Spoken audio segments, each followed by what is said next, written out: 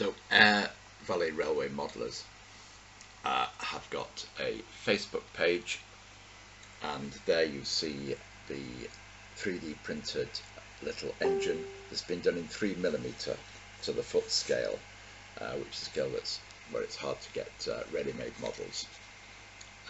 And so that's just a little video on their Facebook page.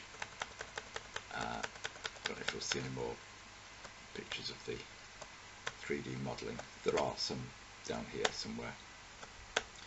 I'm just scrolling through their Facebook. You can look at it for yourselves. There we have it.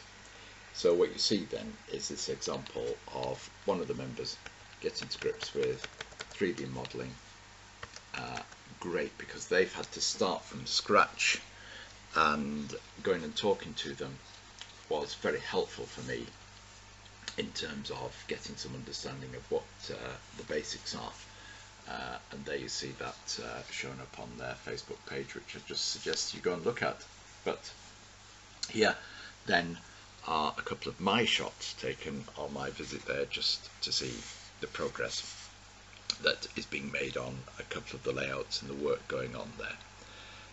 I hope you enjoy the video and hope it prompts you. Oh, the other thing I thought I would give a plug to was that if you did want to visit them, they will be having an open day. Remember, in the Bradford area you've got several clubs. Shipley, the one I belong to, Keighley Club, which has got a Garden Railway Society, and I'm a member of the Garden Railway Society, and Aire Valley Railway Modellers, who are just lovely and helpful people, and I'll be there at their open day, just as a guest and visitor.